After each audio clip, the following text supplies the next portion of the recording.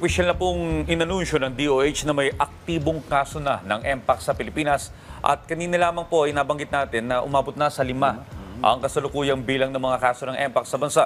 Ito po ay patuloy pang minomonitor ng mga lokal na pamahalaan at ng Department of Health. At kaugnayan, Audrey, sa ating Say ni Doc ay pag-uusapan natin ang MPOX, ano posibleng epekto nito sa katawan at balat ng isang tao. Kasama po natin live dito sa studio si Dr. Rose Diaz, isang dermatologist. Magandang umaga po, Nice and Dr. shine, Daniel, and Audrey. Audrey. Yan. Well, eto, Doktora, ano po ba yung mga maipapayo nyo? Unang-una, alam naman po natin lahat, maingay sa balita itong MPOX. Yes. So lahat tayo mga Pilipino dapat mag-ingat dito. Ano Yes. po ba yung dapat pag-ingatan pagdating sa usapin ng MPOX virus? Well, sa MPOX or monkeypox virus, ito kasi yung tinatawag nating caused by double-stranded DNA virus na ka-family ng smallpox virus. Dapat, ang ating iisipin dito ay yung mode of transmission nito, skin-to-skin contact. Tapos meron din itong respiratory droplet. And then, pwede rin kayong mahawa through fomites, yung sa mga clothing, beddings, and then yung last, pwedeng sa mga animal bites or scratches na infected nito. Okay, balikan lang natin, Daniel, yung sinabi ni Doktora, no? Droplets, Yes. ibig sabihin, pwede rin sa laway, pag-ubo. Okay, ganito. Ang problem with MPOX is meron siyang complication sa pneumonia. So kapag umubo, yung pasyente na infected with MPOX, pwede kang mahawa, lalo na kung 15 minutes na kayo nag-uusap. Pero hindi naman siya magpupunta kagad sa pneumonia unless na may nakikita kayong lesions first. So ang incubation period nito is 3 to 17 days. So during that time, magkakakontract na ng fever, backache, headache, yung patient. Ang fever nito is 38.5 degrees pataas. And then, dun mo na makikita, mag-start na yung rashes niya. Yung rashes niya, may 4 stages yan. First, yung flat. Flat muna siya na red spots. Macules ang term namin doon. Ang second stage niya is yung papule. Yung papule naman, parang may bump na siya. And then the third one is the vesicle. Ito yung meron na siyang tubig sa loob. And then yung fourth, pustules na siya, may nana na siya sa loob. Kaya parang puti. And then, once na mag-start yon, in 10 days, magkakaroon na siya ng scabs. And then magfa-fall off. Ito yung pinaka-infective na stage. Yung vesicles, pustules, and scabbing. So, during that time, pwedeng magkaroon na ng pneumonia. So, makikita nyo naman kagad kung infected nga yung patient. So, kung umubo, lalayo na kayo syempre.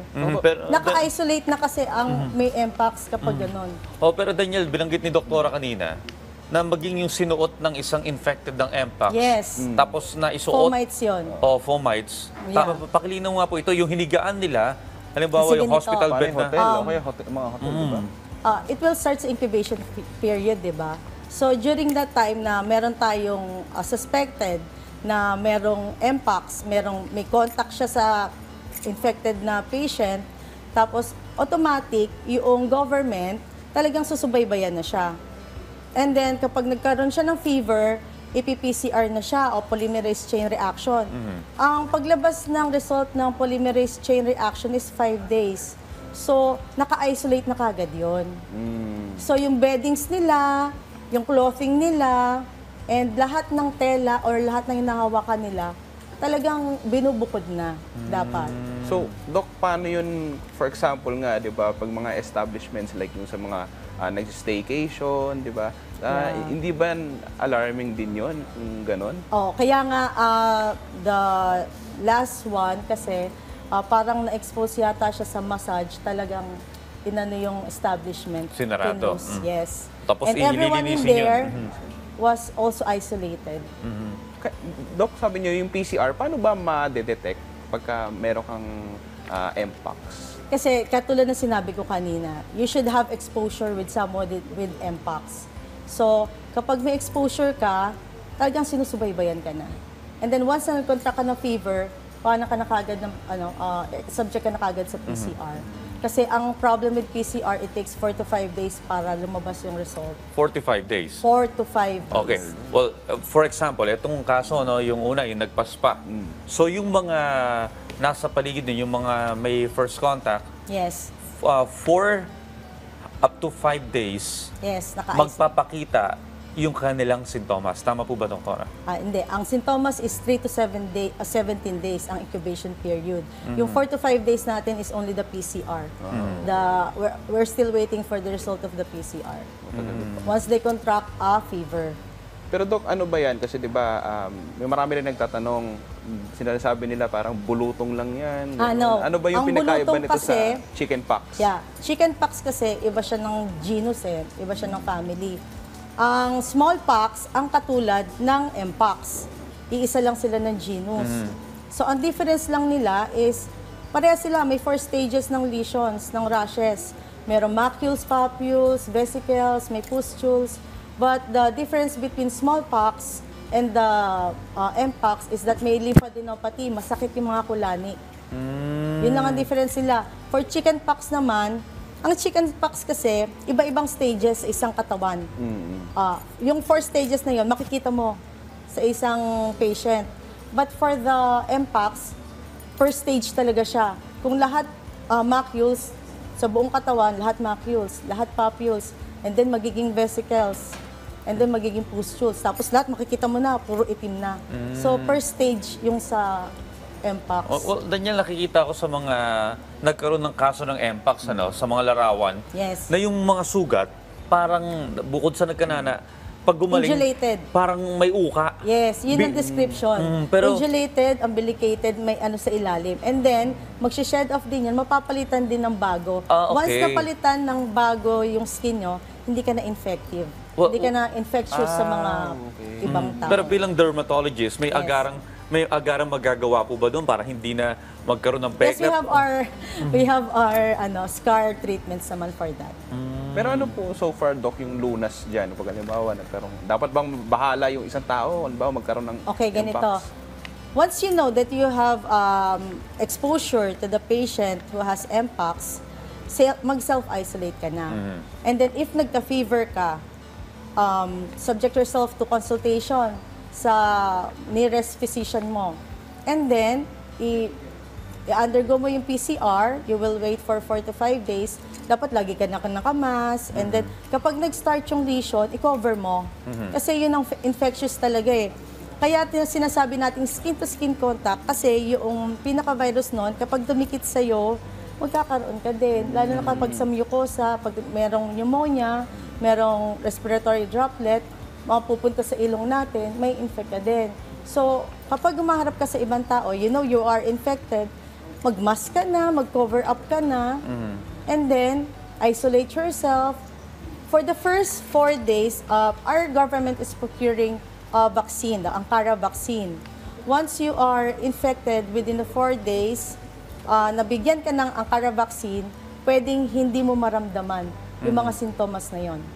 But within 15 days naman, at nag-start na yung mga symptoms sa'yo, pwede kang mas less severe yung mga mararamdaman mong symptoms. So, may vaccine. Kaya yung Ankara vaccine is being procured by the government. Pero paano po ang treatment nito? Ano po yung mga medicine na Yeah, mga ginagamit? antivirals natin, mga orals natin. And then, ang inaano natin sa mga patient, dapat i-boost nyo pa rin yung immune system ninyo, mga vitamin C, and yung mga vitamin D3, yon, mga Blinkies, Odofovir, yung mga antivirals. Pero alam mo, Daniel, nung tinitingnan ko yung mga nararamdaman ng merong mpox, parang maihahalin tulad mo rin sa mga sintomas kapag meron kang leptospirosis, dengue, kasi may pananakit sa kasukasuan eh. Yeah, Tapos may every pag-ignat. fever naman, ganun. Kasi yung mga lymph nodes natin, naglalabas talaga ng immune para talagang malabanan yung mga virus and bacteria. Doc, But pagka, iba kasi to, virus kasi ito. Doc, pagka nagkaroon ng, let's say, nagkaroon ng mpox ng isang individual, mga gano'n siya katagal may experience yun? Okay, the incubation period is 3 to 17 days. And then, it will last for 2 to 4 weeks. Tagal din pala. Tagal din. So, isolate mo talaga yung sarili mo. Well, bilang panghuli, ano po ang inyong mapapayo sa ating mga kababayan na nanonood ngayon para makaiwas po tayong lahat sa Okay. nakakatakot na Mpox? Okay. Ang number 1, huwag magpanic. Kapag nalaman nyo na meron kayo exposure, subject yourself to your nearest physician. And syempre, subaybayan, para masubaybayan kayo ng government. Tapos para pag lumabas yung vaccine, isa kayo sa mga unang bibigyan ng government. And dun sa mga healthcare workers naman, hintayin ninyo yung vaccine, magpabaksin ka agad. Mga Yan. prevention natin. Kasi tandaan natin that ang mode of transmission niya, skin to skin, respiratory droplet, animal bite, and dapat mas maging maingat tayo. Right. At yan mga ka-RSP, gaya po na nabanggit kanina, ang Mpox po ay isang infectious disease o nakakahawang sakit. So ugaliin po natin ng mga mag-ingat kung tayo man ay may suspetsya na posibleng apektado tayo ng Mpox, ay makipag-ugnayan na po tayo sa mga kinauukulan. At sa ganitong paraan ay mapipigilan natin ang patuloy na pagdami ng kaso nito sa ating bansa. Maraming salamat po sa inyong Maraming salamat, Doc. Thank you, Daniel, Audrey.